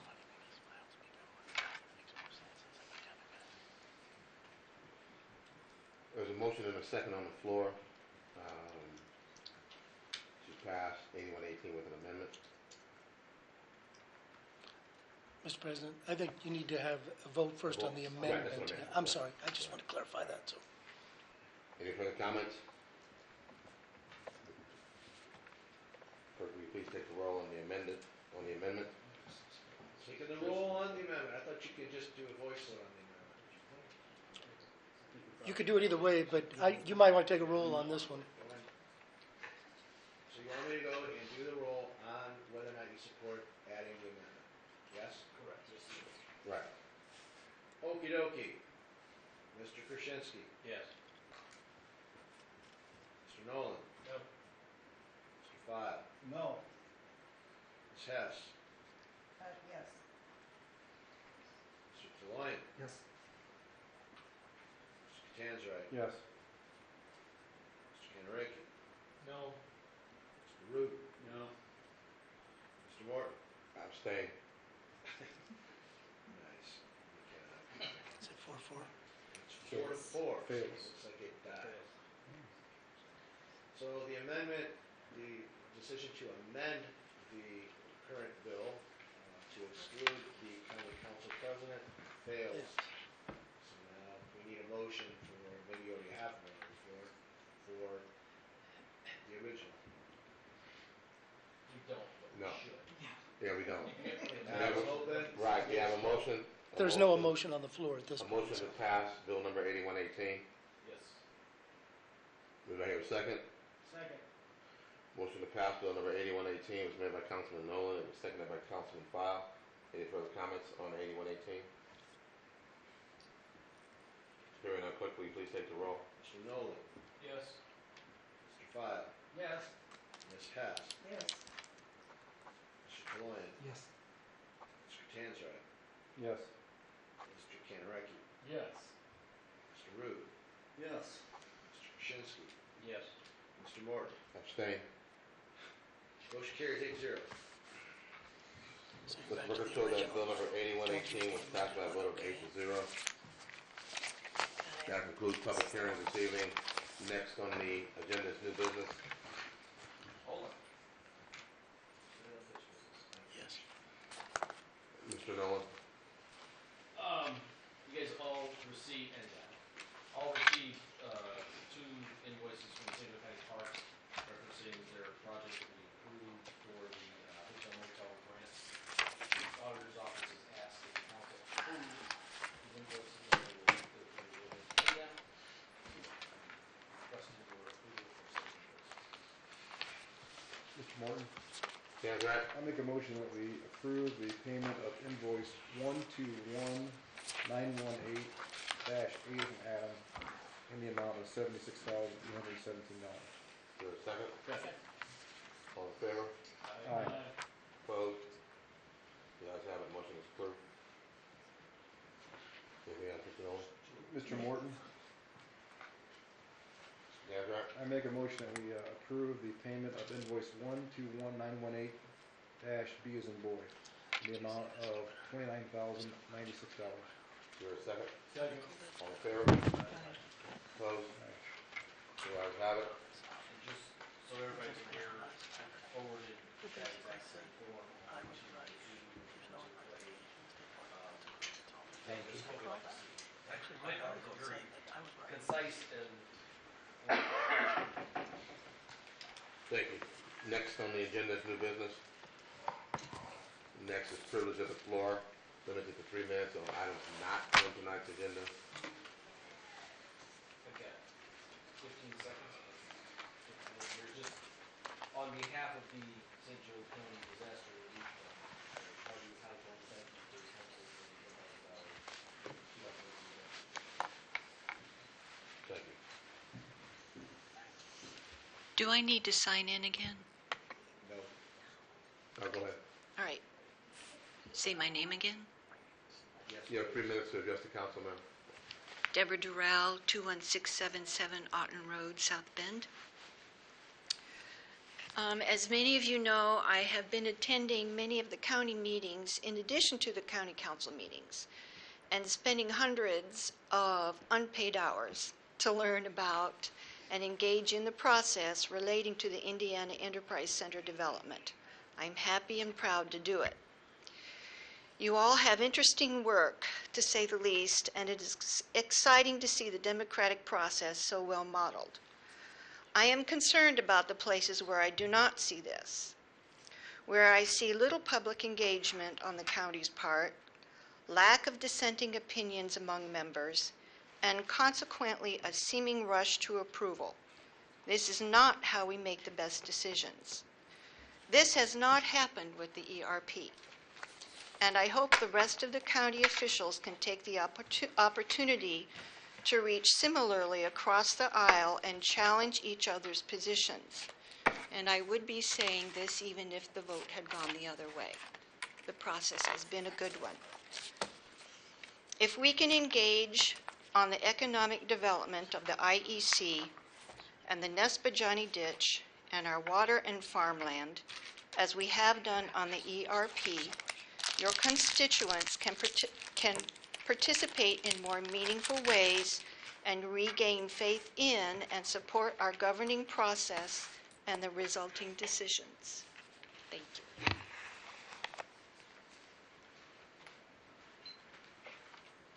Good evening. Again, Judith Rubleski, 515 South Mead Street, South Bend.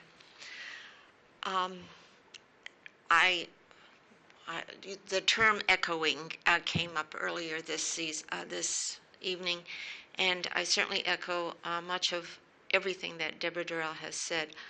I want to stress that I am called, as we all are, to be stewards of our earth.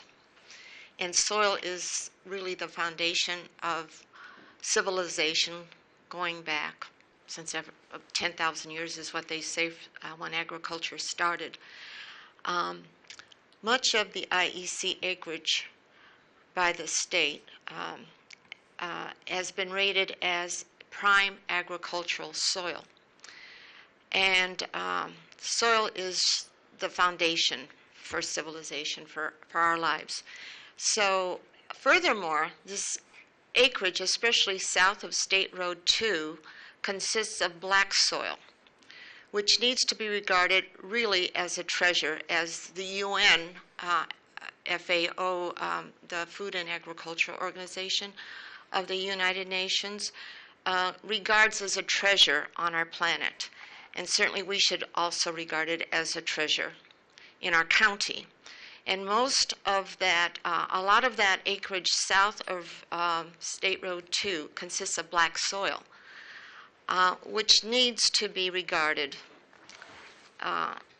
along with all the prime agricultural soil that's not necessarily black north of State Road 2, although there's still some black soils there. So only 5% of our arable land on our planet Earth is black soil. It is that rare. And that's the kind of soil that we have in the Kankakee Wetlands Organic Gardens that I'm the president of, a small neighborhood, not-for-profit. And so I hope we all take that message home about what a treasure we have in our county and in our city for us urban growers and for who we feed. Thank you. Thank you. Oh, one more thing. Sorry. I'm also wanting to know more about the reason for Commissioner Dave Thomas not being on the drainage board anymore. He's the representative of a lot of that area, isn't he? And I just don't understand why that happened and would like to know more. Thank you.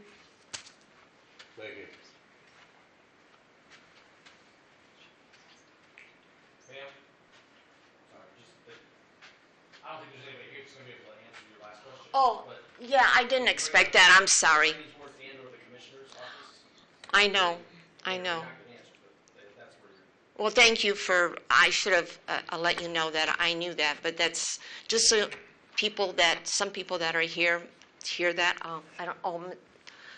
Commissioner Castelny left, so, but I know he was here earlier, and I had planned to say that, so thank you. I'm sure I'll get back to him. Thank you. Anyone else? You have a motion to adjourn? So moved. Second. All in favor? Aye. Meeting is adjourned.